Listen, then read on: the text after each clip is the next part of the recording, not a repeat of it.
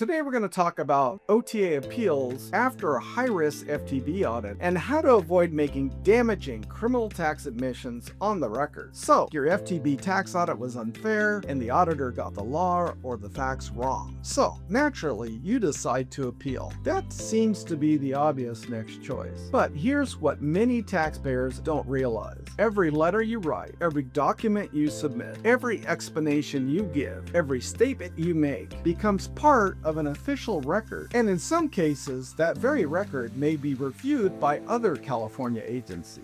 That evidence can become part of a criminal tax fraud case if your case takes a serious turn. Hi, I'm David W. Klasing. I'm a dual licensed tax attorney and CPA, and for more than 25 years now, my firm has represented taxpayers through California tax audits and California criminal tax defense matters.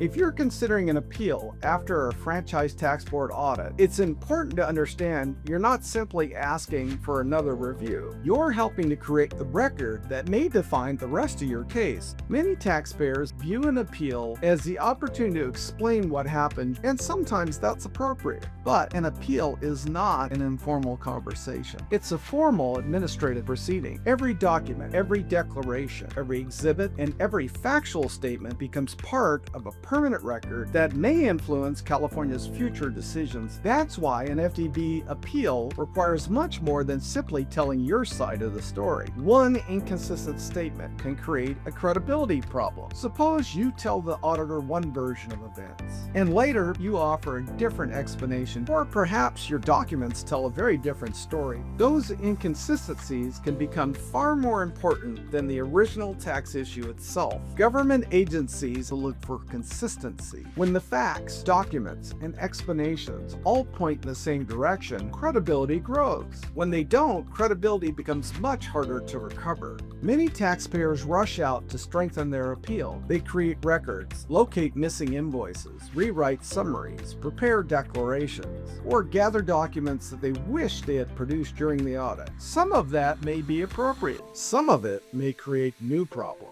Documents that appear altered, unsupported, or inconsistent with existing records can create additional questions. The goal here isn't to overwhelm the appeals officer with paperwork. The goal is to build a truthful, organized, and credible record. One of the biggest mistakes taxpayers make is believing they must explain everything. Not every issue requires a lengthy narrative. Not every question requires speculation. Sometimes a carefully supported legal argument is stronger than an explanation that reaches beyond what the evidence actually can show. Good advocacy isn't measured by how much you say. It's measured by whether what you say can actually be proven. An appeal doesn't exist in isolation. The same record may later be reviewed in other tax proceedings, licensing matters, related civil disputes, or in high-risk cases by investigators evaluating whether the facts suggest something more than a simple tax disagreement. That's why every statement made during the appeal should be treated with the same care you would give to sworn testimony.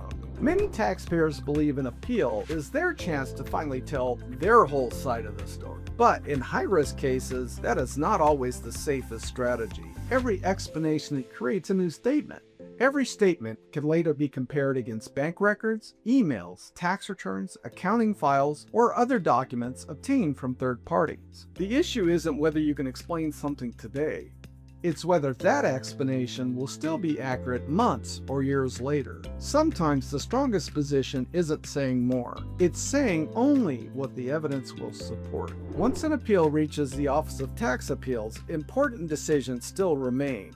Should documents be submitted? Should declarations be prepared? Is live testimony actually necessary? Or is the written record strong enough on its own? These aren't procedural questions, they are strategic ones. In some cases, limiting testimony may reduce risk. In others, a carefully prepared witness may strengthen the appeal. Every case requires its own strategy, not a one-size-fits-all approach.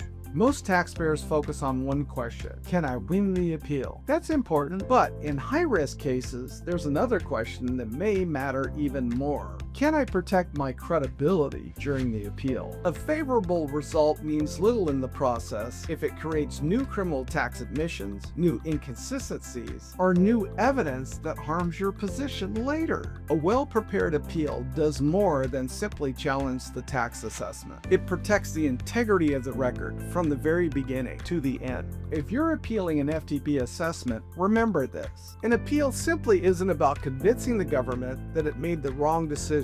It's about building a truthful, consistent, well-supported record that protects both your current position and your future one. At the tax law offices of David W. Klasing, our dual-licensed attorneys and CPAs represent taxpayers through high-risk audits, administrative protests, OTA appeals, and civil and criminal tax defense. If you're considering an appeal after a franchise tax board audit, don't assume the next step is simply filing paperwork. The strategy behind what you submit and what you choose not to submit may determine far more than the outcome of the appeal itself.